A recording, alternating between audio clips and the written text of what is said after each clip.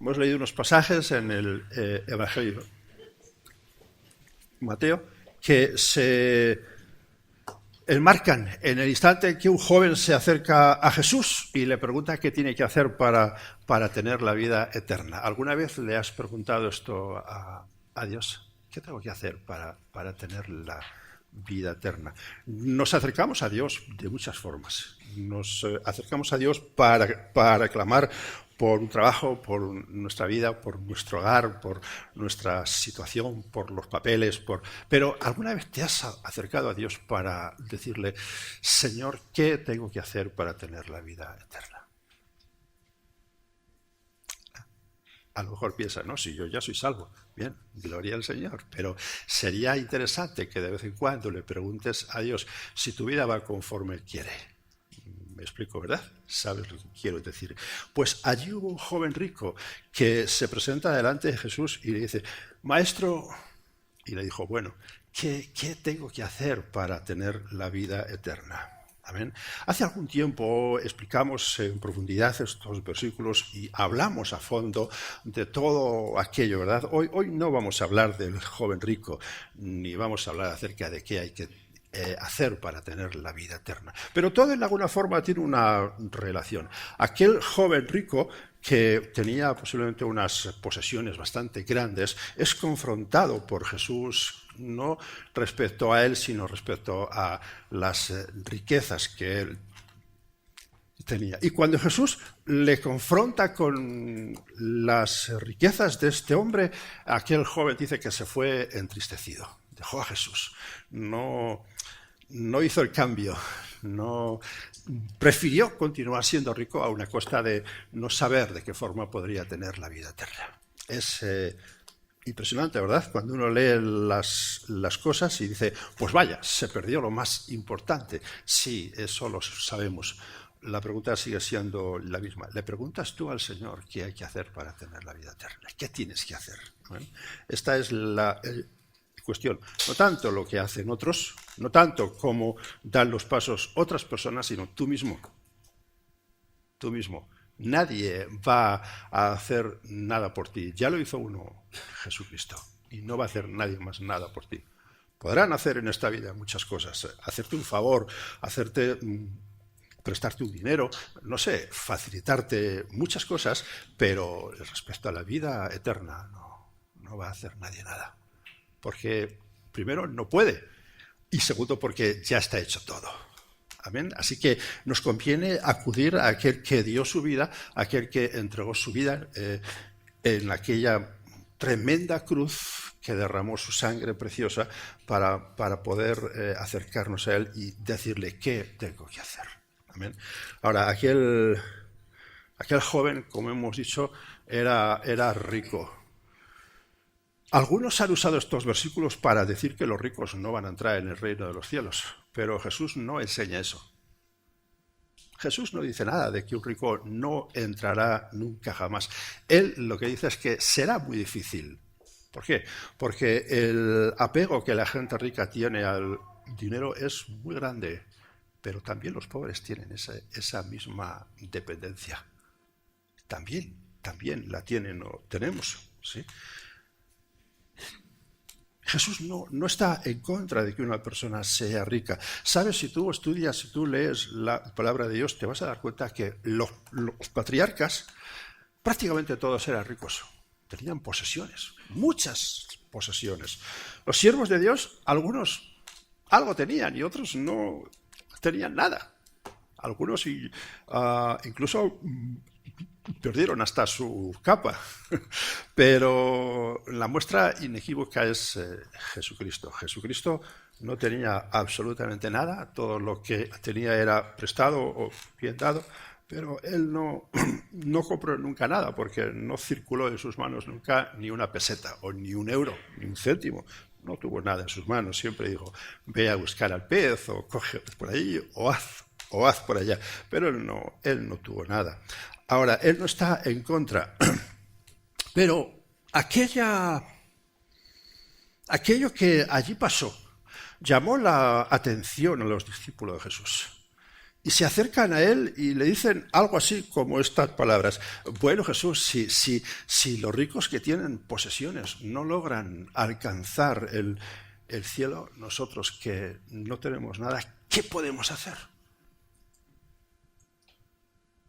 Claro, desde el punto de vista humano, desde el punto de vista, si uno no conoce en profundidad la palabra de Dios, lo más natural es pensar que si los que tienen mucho les va a resultar difícil entrar en el reino de los cielos, pues los que no tenemos nada o tenemos poco, pues no te digo yo cuánto, ¿verdad? Era una pregunta humana, bastante lógica y además de mucho peso. De mucho peso. No era una pregunta fácil. Ahora, Jesús, el Maestro, en el versículo 26, les dice, para los hombres esto es imposible, mas para Dios todo es posible. Para los hombres lograr alcanzar el cielo es imposible. No está hablando Jesús de ser rico o no ser rico, no. Para los hombres alcanzar el cielo es imposible, más para Dios es completamente posible. Ahora, esta respuesta dada por Jesús en el versículo 26, que seguro estoy de que la has visto muchísimas veces y la has leído muchísimas veces y la has comentado muchísimas veces, la pregunta para ti esta mañana es, ¿entiendes esta respuesta de Jesús? Porque una cosa es lo que lees y otra cosa es lo que entiendes. Muy diferente, ¿verdad? Se puede leer y algunos lo entienden de una forma y otros... Pero Jesús siempre hablaba con un mensaje. No hablaba solamente palabras. Hablaba queriendo transmitir mucho más. Y solamente los que estaban atentos al mensaje de Jesucristo podían captar lo que Jesús les estaba diciendo. Por eso es el mensaje de hoy versa un poquito en cuanto a esto. Le puse el título, fíjate, Dios de lo imposible. ¿Amén?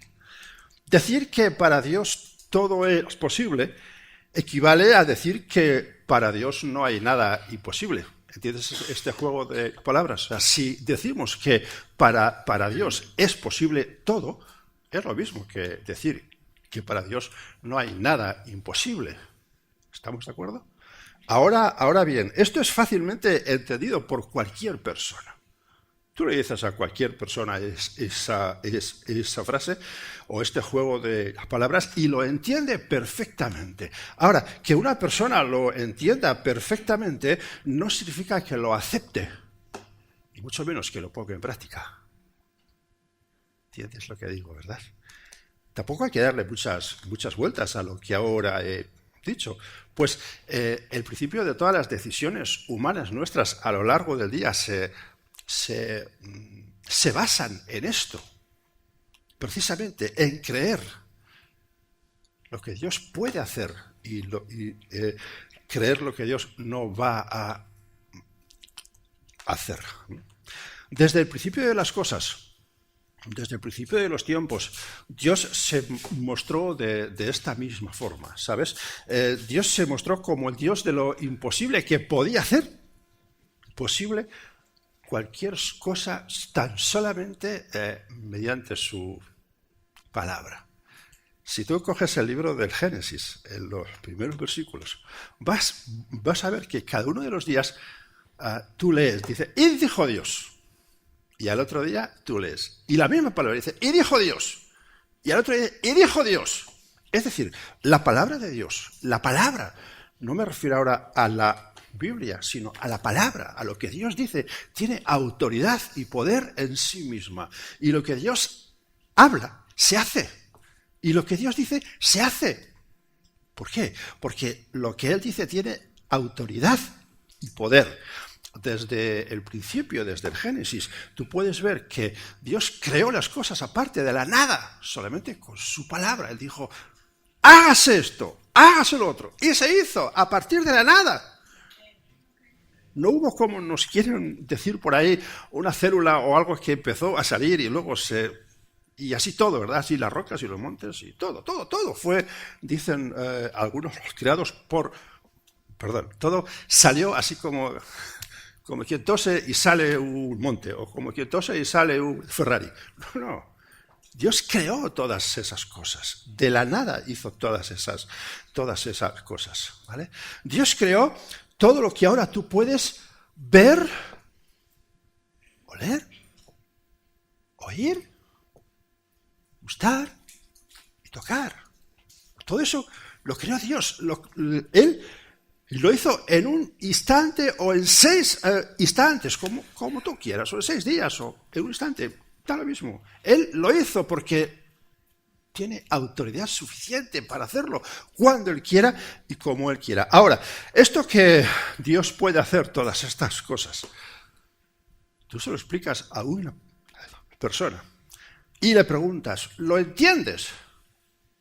Si la persona es sincera, dice, sí, entiendo lo que dices. Pero como antes dije, el que la persona lo entienda no equivale a decir que lo acepte y tampoco a que lo ponga por obra en sí. No quiere decir nada de esto. Ahora, la palabra de Dios contiene numerosos ejemplos. He cogido 4 o 5, pero desde el Génesis hasta el final.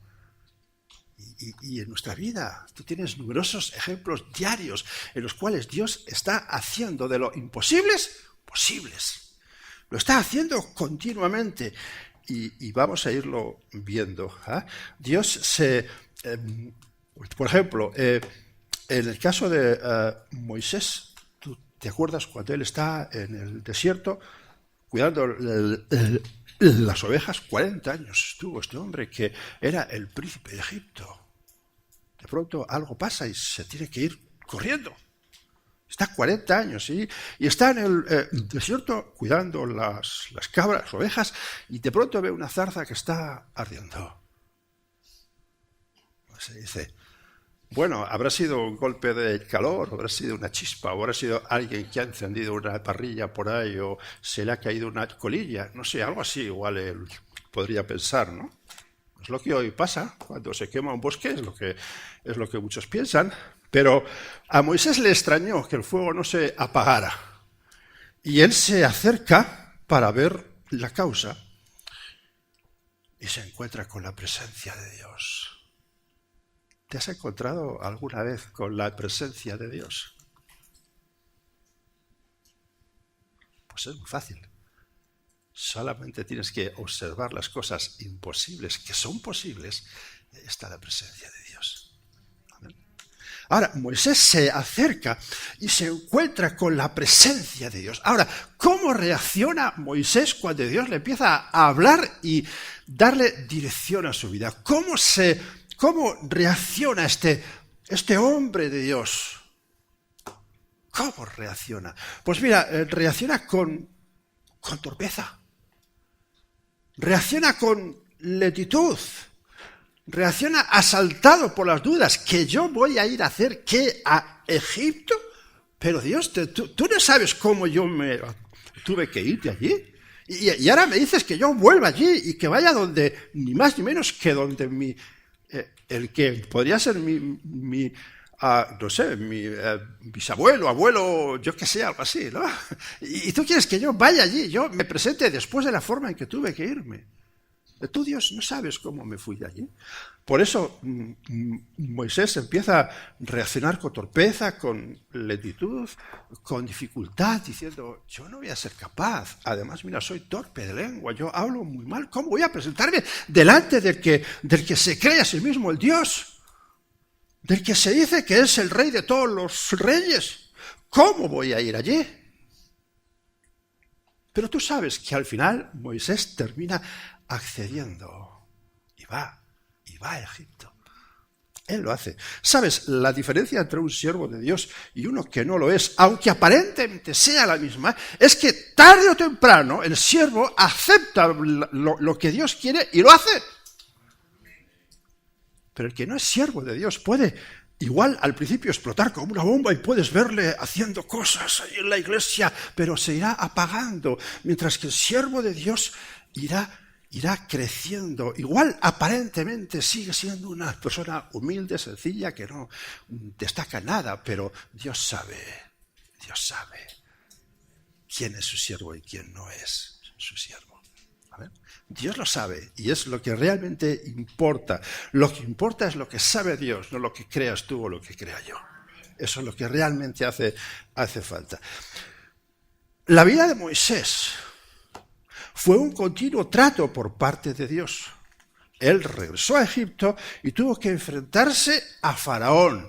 Y en aquellas 10 veces que él tuvo que presentarse delante de la misma presencia de que se pensaba a sí mismo que era Dios, Moisés no siempre fue con la vara diciendo, que el Señor dice. No, Moisés la mayoría de las veces fue con mucho miedo y con mucho temor y con mucha incertidumbre.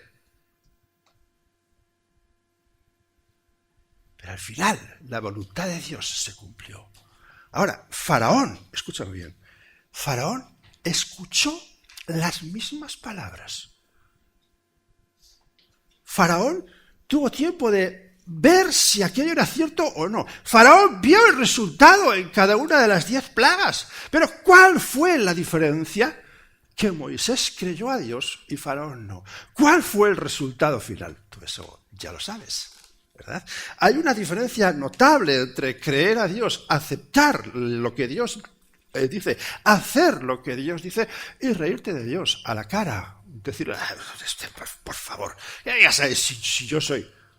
¿Entiendes? Hay una diferencia muy notable y hay muchas personas, incluso dentro del pueblo de Dios, que igual literalmente no se ríen de Dios, pero con solamente no hacerle caso ya equivale a decir que me estoy riendo de él. ¿Entiendes lo que digo? ¿Entiendes, verdad? Josué, el sucesor de Moisés, se encontró en la misma situación, exactamente igual, con un pueblo rebelde, contradictor. ¿De dónde voy a ir yo con toda esta manada de gente? Pero Josué era un siervo de Dios. Y Dios le da instrucciones. Dice, Josué, mira, vas a subir la colina y ves aquella ciudad grande, inexpugnable, que no la ha conquistado nadie. Pues durante 6 días vas a estar dando una vuelta a la ciudad y vas a estar... y no vas a decir ni una sola palabra. Y al 7º día no vas a dar una vuelta, sino que vas a dar 6 vueltas. Y a la 7ª vuelta, tocar todos fuertemente y verás cómo la ciudad se cae. Ten cuidado, no te caigan piedras. Ahora, yo no sé, muchas veces he pensado en todo esto, ¿verdad? He pensado... no tuvo que ser fácil creer a Dios de esa forma. Lo más natural en esos tiempos era sitiar la ciudad, rodearla, dejarla sin agua. Pero mira, aquella ciudad era inexpugnable porque estaba en lo alto de un monte, y al estar en lo alto de un monte, arriba, no se podía rodear, porque en cuanto les tirase unas cuantas piedras ya los echaban para abajo. ¿Cómo tendría que ser la actitud de los jericoenses? No sé si era así el nombre suyo. Cuando vieron durante 6 días dar una vuelta a aquellos débiles judíos, dicen, pero ¿qué hacen estos? Y mira cómo tocan el cuerno. ¿Pero qué hacen? Y al 7º día no una vuelta, sino 7.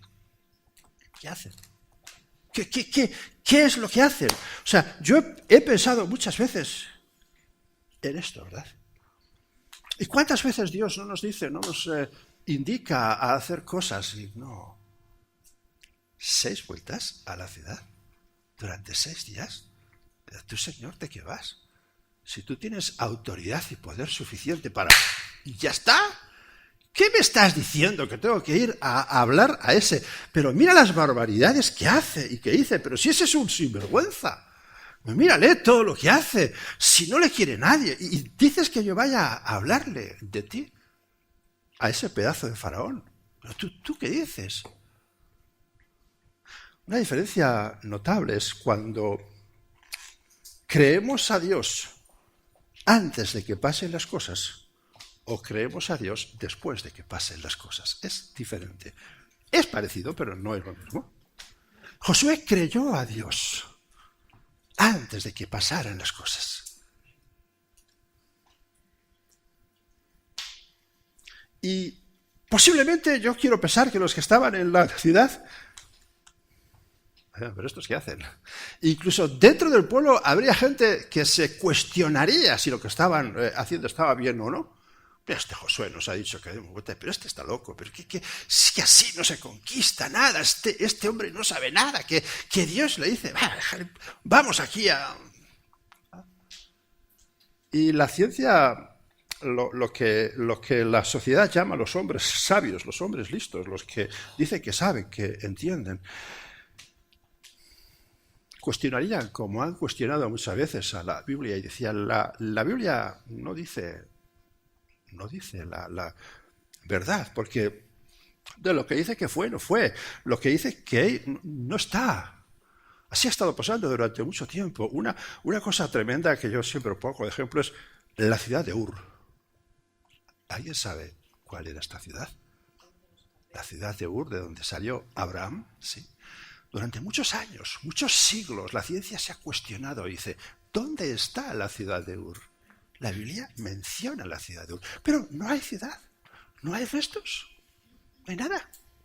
Y no la encontraban. Y ahí andaban los arqueólogos buscando Ur y no encontraban Ur. Y decían, la Biblia no dice la verdad. Pero ha sido no hace muchos años que en medio del desierto alguien le dio por observar y dice, qué raro que esas dunas no se muevan tanto. Y comenzaron a excavar. ¿Y sabes lo que salió? ¿A qué lo sabes? La ciudad de Ur. ¿Ves? Ahí salió, con todas sus calles y todas sus cosas. La ciencia se tuvo que callar, cerrar el pico. Pero no dijo la ciencia, la Biblia tenía razón. Ahora hay un libro impresionante que te recomiendo leerlo, el título es exactamente este. Y la Biblia tenía razón, y menciona muchísimos casos, porque no hay 1, ni 2, ni 10, ni 20, ni 30. Hay muchos casos que durante muchos años la sociedad ha intentado decir, Dios miente porque lo que dice en su palabra no es verdad, pero déjale tiempo al tiempo y se van descubriendo todas las cosas. Es un libro muy interesantísimo, escrito hace mucho tiempo, pero con verdades muy grandes.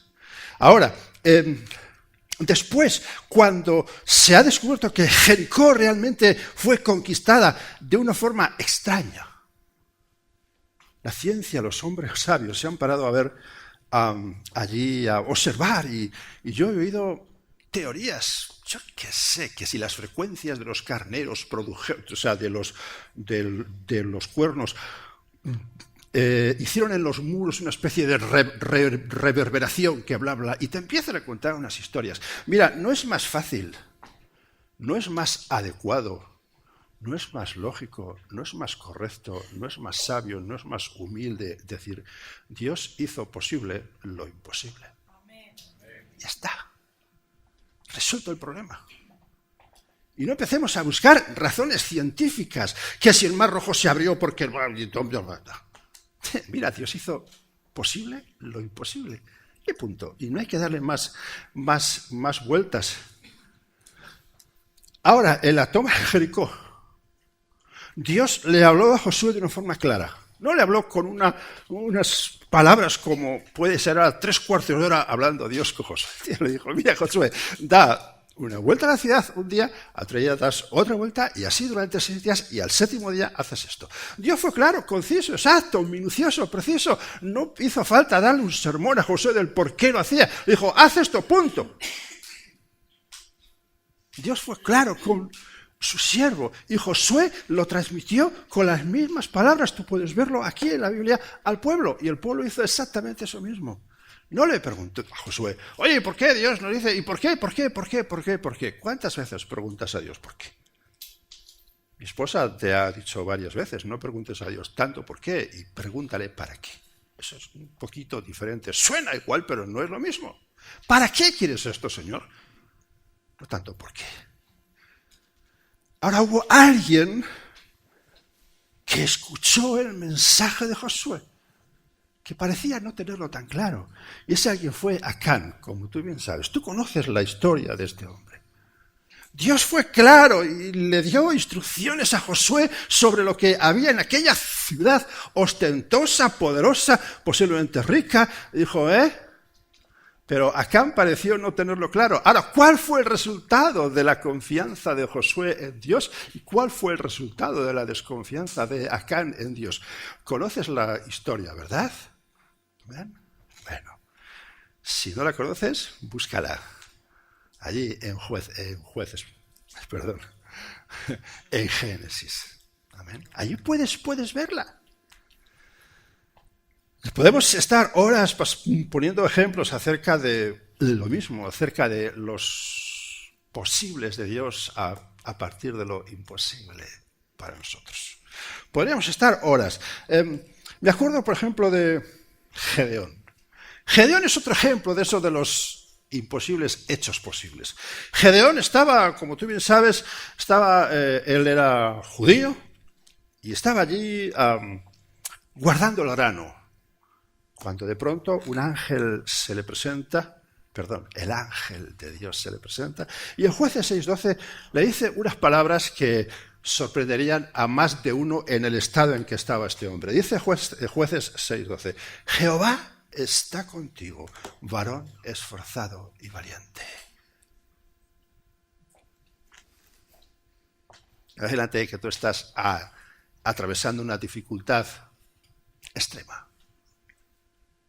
De pronto se te presenta el ángel y dice, Jehová está contigo, mujer esforzada y valiente. ¿Entiendes? Alguno se lo tomaría a risa. Diría, Señor, no sabes lo que estoy pasando. Me vienes aquí con estas pamplinas, con estas palabras. Algunos se lo tomaría a risa, pero Gedeón no se lo tomó a risa. Gedeón estaba atravesando una dificultad muy seria. Ahora, Gedeón sí lo pone en duda. ¡Ah, Señor! Si tú estuvieras conmigo, ¿cómo es posible que estemos pasando por esta situación tan angustiosa? ¿Qué hizo Gedeón? Pues tener una reacción humana normal. Si Gedeón estuviera en la presencia del Señor, hubiera sido diferente, pero no era de esa forma. La situación que estaba atravesando el pueblo de Dios era precisamente porque no estaba en la presencia de Dios. Es lo que pasa. Ahora, ¿cuántas veces y digo hemos porque me incluyo en ese, y todas las personas del mundo, si fueran sencillas, dirían, ¿cuántas veces hemos intentado resolver las cosas con nuestras fuerzas y dejando a Dios de lado? ¿Cuántas veces? ¿Una? ¿Tal vez 2? ¿Igual 10? El pueblo de Dios estaba intentando cualquier cosa y Gedeón dijo, ya lo sé, esconderé el grano, pero ¿dónde está Dios? No, Dios se ha olvidado de nosotros. ¿Seguro? Pronto se presenta el ángel y le dice aquellas palabras. Gedeón no estaba para tomarse las cosas a risa. ¿Por qué? Porque la situación del pueblo de Dios no estaba para tirar cohetes ni para hacer pollos en un horno. No estaba así, estaba muy difícil. Tú sabes que los filisteos eran los amalecitas, no recuerdo ahora. Venían los madianitas, ahora me acuerdo. Venían, pero no venían al principio de la siembra, venían en la cosecha. Y no venían en la cosecha al principio, venían al final, cuando ya todo el grano estaba recogido y guardado. Entonces venían y decían, eso es nuestro, subido a los carros, que nos vamos con ello.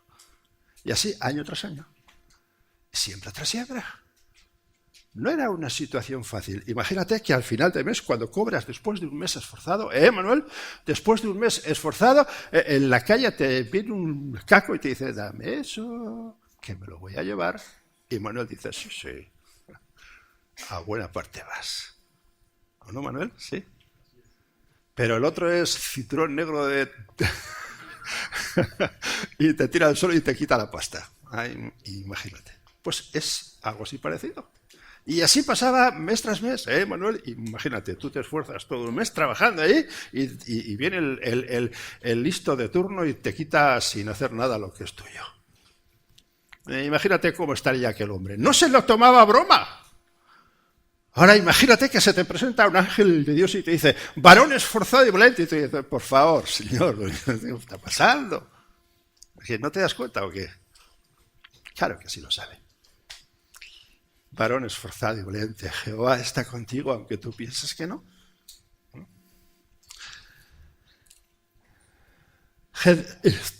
Gedeón le asaltó la duda, reacción humana, completamente lógico. Completamente lógico. Y le puso a Dios, como tú bien sabes, dos pruebas. Dos pruebas, escúchame bien, imposibles. ¿O no? Tú sabes cuáles eran estas dos cosas, ¿verdad? Literalmente imposibles. ¿Cómo puede ser que una noche el rocío caiga en todo el campo y sobre una piel de oveja no caiga nada? Y al otro día, al revés, que caiga solamente ahí y en el resto del campo no. Yo he estado muchas noches en el campo. He visto el rocío, lo he sentido en la piel.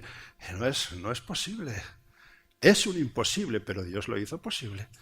Gedeón se lo pidió y Dios contestó. Ahora Dios extremó la imposibilidad de las cosas cuando le dice, bien, vamos a derrotar a los madianitas. Y Gedeón dice, Señor.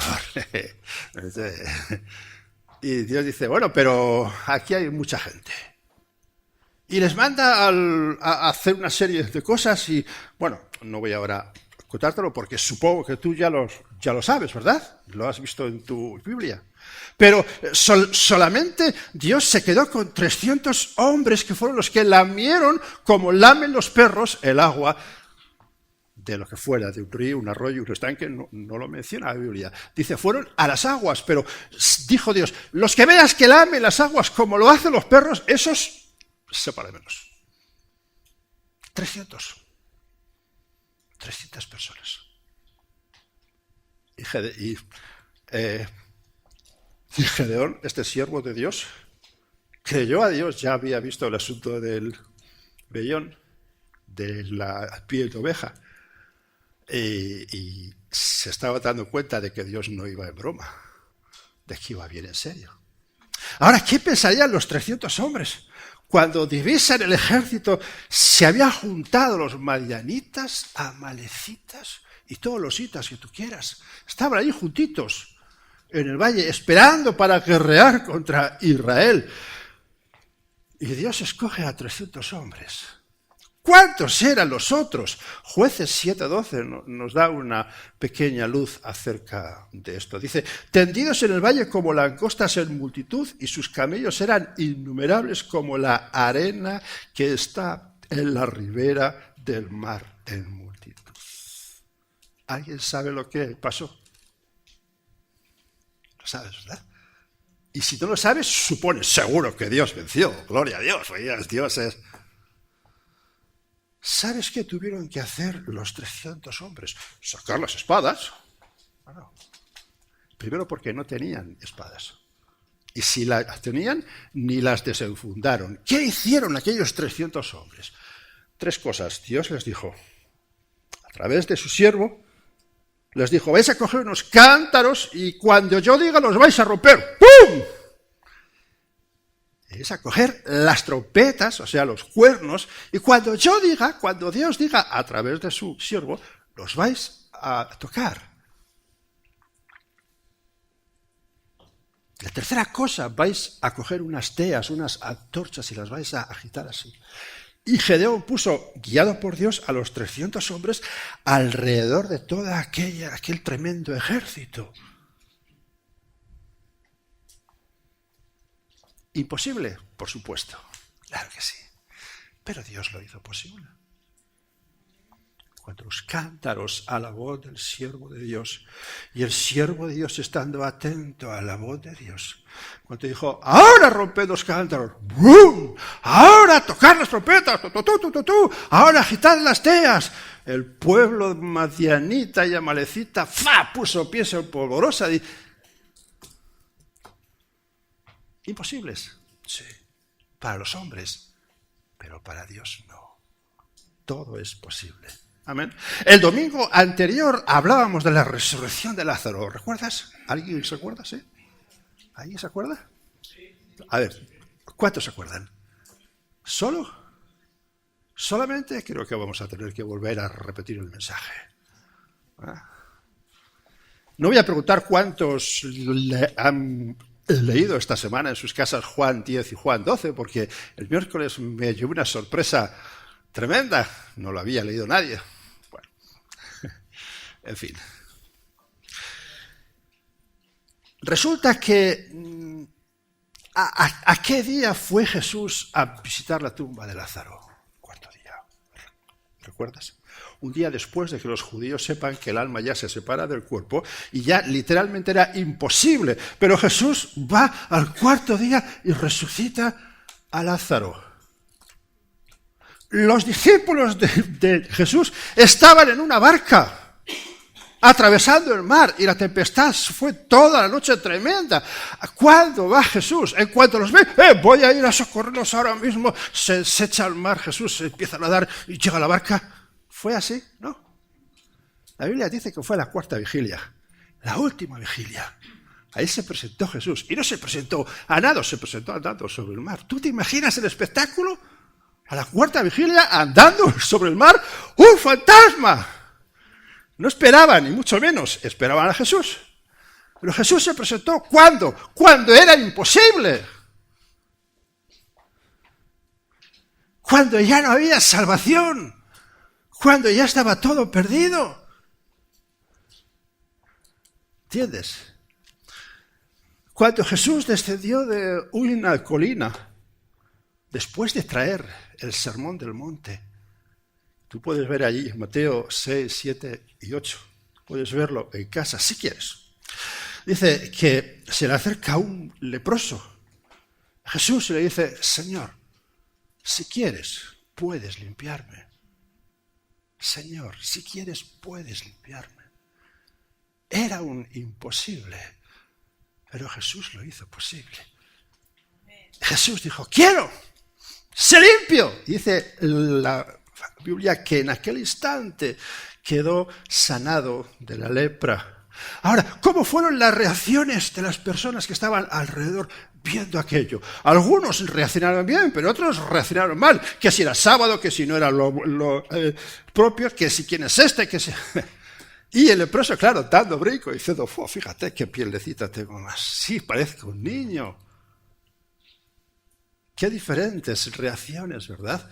La que hubo allí por parte de los discípulos, por parte del que tuvo lepra, por parte de las personas que eran contrarias. ¡Qué reacciones diferentes! Gloria a Dios. En Jerusalén había un ciego de nacimiento. Y Jesús se acerca a él y le dice, ¿qué quieres que te haga? ¡Buah, vaya pregunta! Puede resultar hasta de risa, ¿no? ¿Qué le va a hacer una pregunta como esta? ¿Qué quieres? Pues hombre, que reciba la vista, evidentemente. Y Jesús le devuelve la vista de una forma un poco extraña, como tú sabes, ¿no? Le dice, bueno, echa saliva al suelo, le unta los ojos y dice, y ahora vete al estanque y te lavas. Y el ciego va al estanque y cuando se lava empieza a ver. Ahora, tú que lo lees en tu Biblia y que lo has leído muchas veces, no sé si te has dado cuenta, hay dos tipos diferentes de ciegos. Yo tengo un compañero de trabajo que tiene un hijo, nació con con varias cosas, ¿no? Pero el jovencito que tiene ahora 26 años ya no ve nada, ya no ve. Pero cuando era niño sí veía. Entonces él tiene en la mente los colores, tiene en la mente las formas, tiene en la mente las personas, tiene en la mente lo que es cerca y lejos, tiene en la mente todas esas cosas. Y aunque ahora no las ve, las recuerda. Y le dices, mira, esto es rojo. Y se acuerda, ay, el color rojo sí, era como aquello que... Y esto está cerca, sí, esto está próximo. Pero este hombre dice que era ciego de nacimiento, no había visto nunca. Nunca, escucha bien, no tenía el concepto de lo que era el rojo, lo que era el verde, no tenía el concepto de si la silla tiene una forma,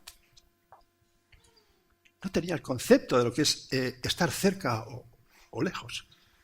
¿Era un imposible o no era un imposible? Es cierto, Jesús le devuelve toda la vista, pero es que allí hubo algo más que no solamente recobrar esa vista, sino el concepto de lo que es cerca y lejos, el concepto de los colores, el concepto de las formas. Jesús resolvió muchas más cosas. Tú puedes ver que vio, pero eso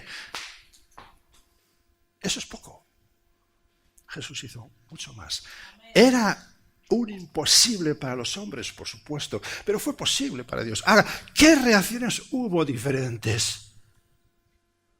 Las personas, entre los discípulos, entre el ciego, que al final dijo, mira, yo solo sé una cosa, que antes era ciego y ahora veo. Y no quiero saber más. Y no quiero saber más. Y no me hables de que si es sábado, que si no es sábado, que si puede, que si no puede, que si mis padres, que me da lo mismo. Yo antes era ciego y ahora veo. Un imposible hecho posible por parte de Dios. A ver si tengo por aquí algún caso. No. Es un continuo, ¿verdad? Toda la Biblia es un continuo muestrario de la obra posible que Dios sobre situaciones imposibles hace posibles. Ahora déjame hacerte una pregunta. Porque hasta ahora hemos hablado y hemos puesto ejemplos en la Biblia de cosas literalmente imposibles que Dios hizo posibles. Pero ¿fue la mejor obra de Dios hacer que el fuego de la zarza estuviera allí continua y no se consumiese? ¿Fue la mejor obra de Dios esa? ¿Fue la mejor obra de Dios abrir el Mar Rojo y que su pueblo cruzase por el medio del mar en seco? Algún día hablaremos del Mar Rojo, porque la arqueología y la ciencia se han preocupado en decir, no, si no era un mar, si era un lago pequeñito. Algún día vamos a hablar de ello. Merece la pena estudiar la Biblia y merece la pena ver la arqueología para darnos cuenta de lo que pasó allí.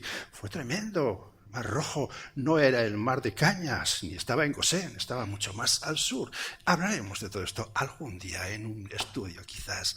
Merece la pena investigar lo que es la Biblia. ¿Para qué? Para darnos cuenta principalmente de que nuestro Dios es un Dios de imposibles que hace las cosas posibles.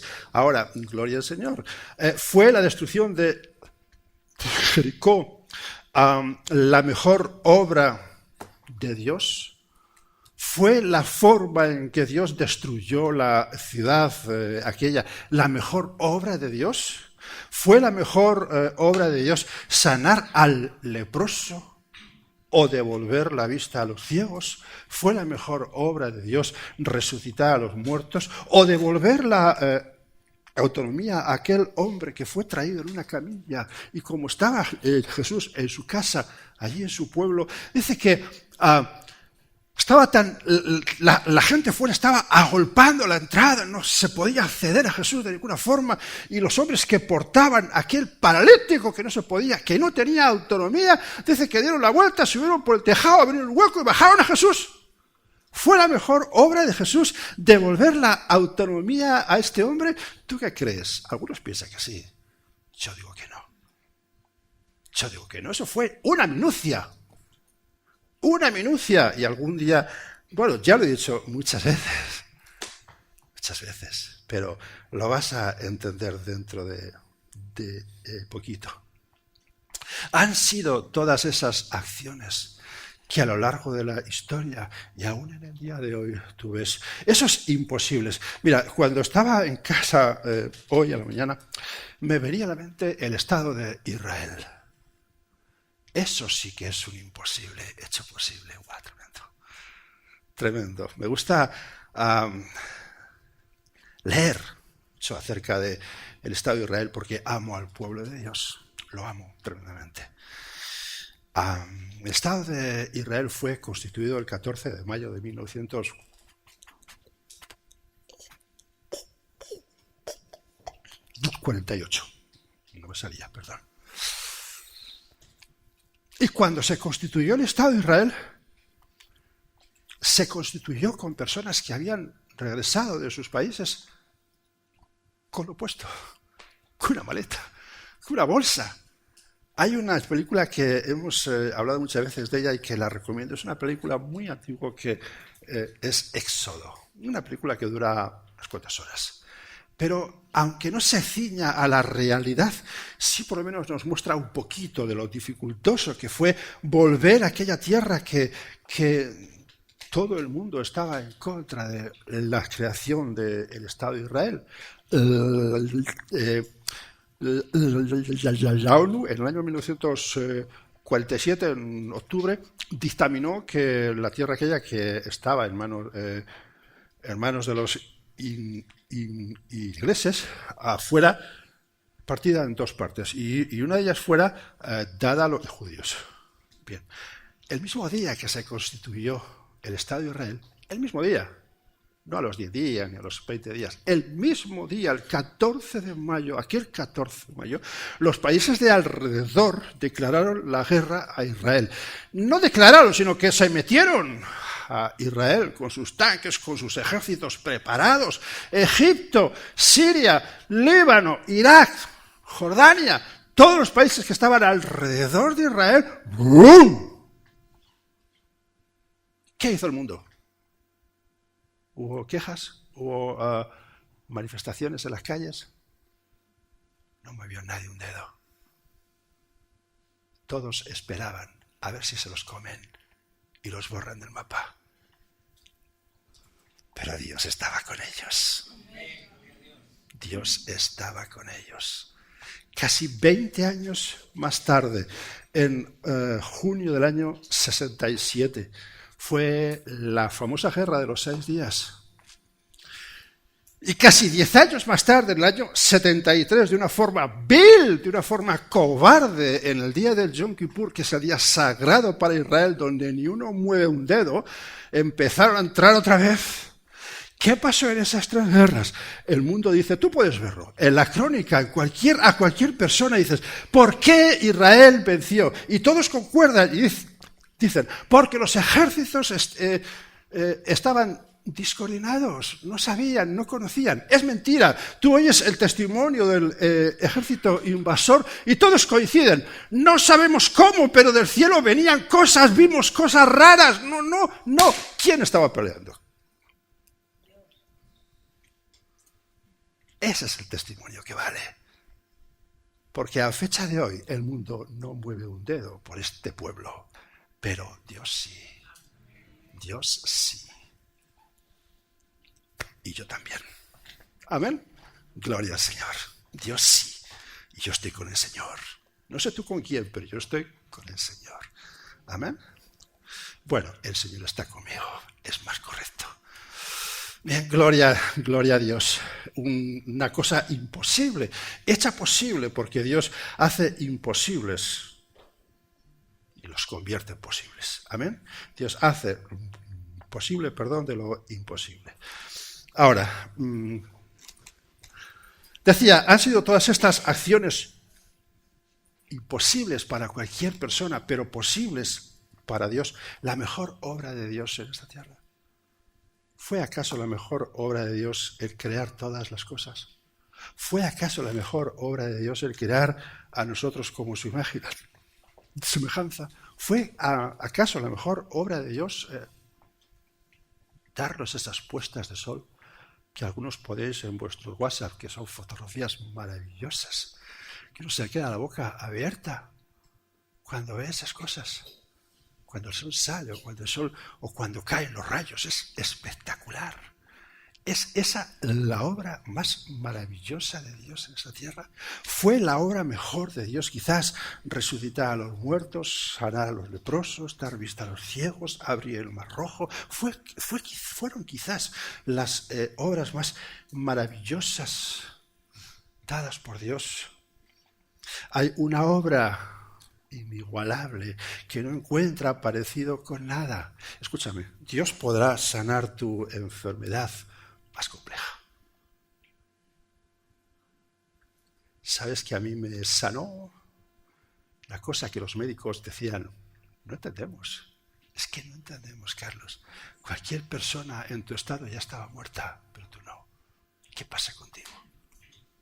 Pues que Dios quiere que siga aquí. Si por justo fuera, mira, Señor, llévame, pero Dios no era el plan. Y se va a hacer siempre lo que Dios quiere, no lo que tú ni yo queramos. Siempre va a hacerse lo que Él quiere. Ahora, Dios podrá sanarte de la enfermedad más complicada que puedas tener. Dios podrá resolver tu situación financiera. Escucha, si has tomado decisiones equivocadas o has hecho pactos incorrectos. ¿Entiendes lo que digo? Dios también podrá restablecer tu hogar destruido o darte un trabajo maravilloso. Dios podrá hacer que seas feliz en esta vida para desenvolverte y para tomar las decisiones oportunas. En definitiva, hacerte una persona sabia. Podrá hacer todas esas cosas. ¿Pero será lo mejor que Dios haga en ti? Definitivamente no. No es esa la mejor obra. La mejor obra que Dios puede hacer en una persona se resume en un versículo muy conocido por todos. Pero escúchame bien, es un versículo muy conocido por todos. Pero es el versículo más desatendido. Es el versículo menos aceptado y creído. Y aunque es un versículo completamente entendido por todos, incluso por los que no conocen a Dios, es el versículo menos aceptado y menos puesto en práctica que existe en toda la Biblia. Y te lo voy a demostrar. ¿Cuál es ese versículo? ¿Sabes cuál es? Juan 3:16. ¿Cómo, Carlos? Pero sí. Vamos a leerlo con tranquilidad. Juan 3:16 dice, de tal manera amó Dios al mundo. Te lo sabes de carretilla, y casi lo dices sin respirar, pero merece la pena que respires un poquito al leer el versículo. Porque tiene tela el versículo, ¿sabes? Dice, de tal manera amó Dios al mundo. ¡Coma! Y ahí te paras y dices, ¿de qué forma me amó el Señor? Vamos a verlo. Que ha dado a su Hijo unigénito. ¿Cómo? ¿Qué ha dado a su único Hijo? Ah, vaya. ¿Para qué? Para que todo aquel que en Él cree, coma, no se pierda, coma, mas tenga vida eterna. Ahora, ¿conoces el versículo? ¿Cuántos lo conocen? Venga. ¿Solo? No me lo puedo creer. Bajamos otra vez. ¿Cuántos conocen Juan 3:16?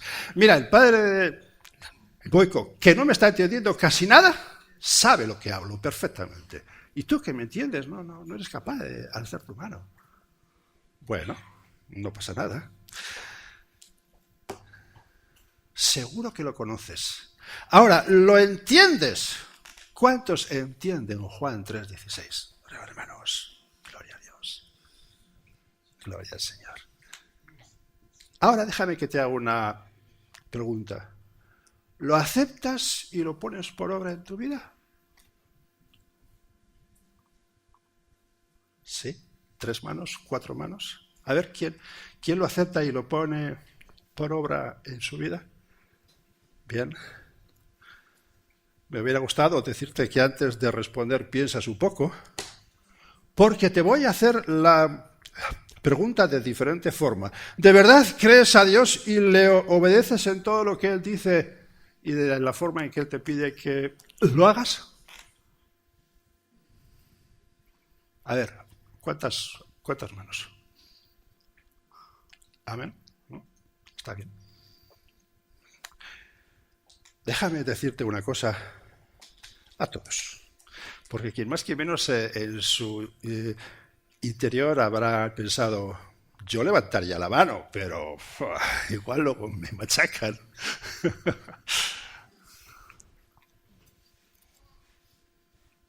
Es un versículo que es imposible.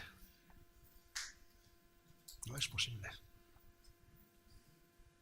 Porque nosotros jamás podremos responder a Dios de la misma forma que Él ha respondido por nosotros. Jamás. No hay persona bajo la capa del sol que obedezca a Dios en todo y que haga lo que Dios quiere siempre. No la hay. Y bueno, siento herir un poquito, no sé si decir, tu orgullo. Entiéndeme, o sea, no digo que seas una persona orgullosa, para nada en absoluto, pero es bueno tener orgullo de ser hijos de Dios. Es muy sano. y es bueno. Pero ante este versículo es imposible cumplirlo, porque no hay nadie que pueda hacerlo. Pero Dios puede hacer lo posible, porque estamos hablando hoy de que Dios, nuestro Dios, es el Dios de los imposibles. Y hemos visto cosas grandiosas que a lo largo de la historia Dios ha hecho posibles, aun siendo imposibles. El paralítico que fue descendido por el techo de la casa de Jesús hasta la presencia de Jesús, ¿cuáles fueron las primeras palabras de Jesús para él? ¿Cuáles fueron? ¿Ah? No. Tu fe te ha salvado. Salvado fue las primeras palabras de Jesús. Y enseguida las críticas empezaron. ¿Quién es este para salvar? ¿Quién es este para perdonar tus pecados? Dice, tus pecados te son perdonados. ¿De quién es este? Y Jesús entonces les dice, aquello que solamente era entendible por los discípulos suyos, que solamente era entendible por aquellos que estaban en la onda de Jesús, les dice, si creéis que lo más importante es salvar pecados, en el nombre de Jesús, levántate, toma tu lecho y anda. Y todos, ¡oh! No, pero lo más grande no es eso, lo más grande es salvar un alma, eso sí que es grande. Es lo más grande que hay en el mundo. Al fin y al cabo, sanar enfermedades, dar vista a los ciegos, sí, es grandioso, pero ¿de qué sirve? 10 fueron leprosos los que fueron sanados, pero ¿cuántos volvieron? Ramón lo sabe, ¿verdad? ¿Cuántos volvieron, Ramón? ¡1! Un 10% del resultado. ¿Qué fue lo más grande? ¿Sanar de la lepra o dar salvación? Lo más grande fue hacer que ese hombre que volvió fuera salvo. Eso sí que era grande. El resto, gloria a Dios, por supuesto. Claro que sí. Era grandioso, claro que sí. Pero no era lo más grande. Lo más grande es salvar un alma. Ahora, hemos dicho que Dios puede hacer que Juan 3:16 no es posible, con nuestras fuerzas no es posible, pero cuando el joven rico se va y los discípulos se acercan a Jesús y le interrogan, Jesús, ¿qué les dice? Lo que es imposible para los hombres es posible para Dios. Es posible para Dios. ¿De qué estaba hablando Jesús? De la pregunta que el joven rico le hizo, ¿qué tengo que hacer para heredar la vida eterna? Lo que es imposible para los hombres es posible para Dios. ¿Cómo?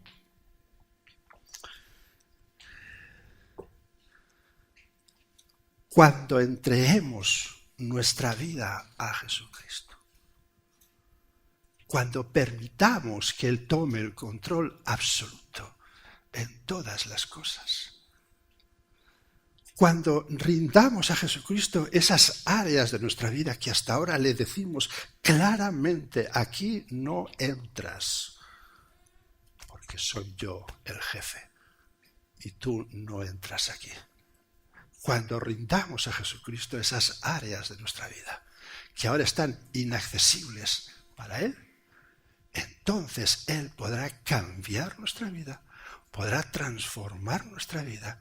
Y entonces podremos decir, tengo seguridad de vida eterna. Hasta entonces, como al principio hemos dicho, hasta ahora, hasta este instante, soy salvo. Lo que vaya a pasar de aquí a un día o a 10 días, solamente Dios lo sabe. Yo no. Una vez en una escuela dominical cuestioné esto y le dije, puede ser peligroso pensar que ya somos salvos y que vamos a ser salvos, cuando el mismo Pablo dice, no que lo haya alcanzado, sino que prosigo a la meta, quiero llegar, pero aún no sé, pero mi empeño es seguir, pero lo que resta será una lucha continua, lo que resta será una rendición continua al Señor, lo que resta será una permisividad para que Jesucristo entre en esas áreas privadas y tome el control absoluto. Solamente entonces Juan 3:16 se cumplirá 100%. Hasta entonces estamos en la pelea. Hasta aquí Ebenezer, gloria a Dios. Después, creo en que Dios va a ser fiel. Pero eso no me quita el sueño. El sueño me lo quita si yo voy a ser fiel. Él va a ser fiel, no me cabe ninguna duda. Él va a hacer posible lo imposible. El problema soy yo, no es Él. El problema soy yo. Amén.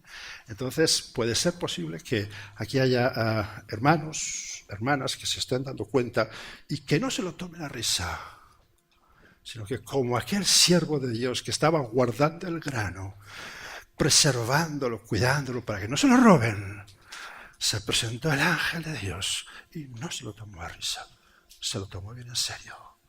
Dijo: Señor, si es verdad lo que dices, te voy a poner 2 pruebas. Ponle a Dios las pruebas que tú quieras. Dios no se molesta en absoluto si tú le pones las pruebas más raras que puedas pensar. A lo largo de la historia, en la Biblia puedes ver pruebas. Y dices: ¿cómo es posible? Dios no se inmuta, Dios no se asusta por nada. Por nada. ¿Cuántas veces no has sido sacado o sacada de situaciones que veías claramente imposibles? ¿Cuántas veces podemos poner arriba las manos? ¿Cuántas veces Dios no ha resuelto en nuestra vida cosas que eran imposibles? De esta no me saca ni... cuidadito. Dios sí. Dios sí. ¿Qué se tiene que dar? Rendición incondicional. Gedeón se rindió. Josué se rindió. Moisés se rindió. ¿Faraón se rindió? ¿Acán se rindió? No. La diferencia está en que te rindas o no te rindas a Dios. Si te rindes a Dios, Dios hará lo que Él quiere. Si no te rindes a Dios, en definitiva estás resistiendo a Dios. Y el que se resiste a Dios, Dios dice: mira, tengo otras cosas que hacer. Cuando el joven rico se dio la vuelta y volvió a su casa, a sus riquezas, Jesús le llamó y le dijo: no te vayas, mira qué oportunidad de que seas salvo. Ven, mira, es que lo que te decía iba en broma, ¿no? Hizo esto Jesús.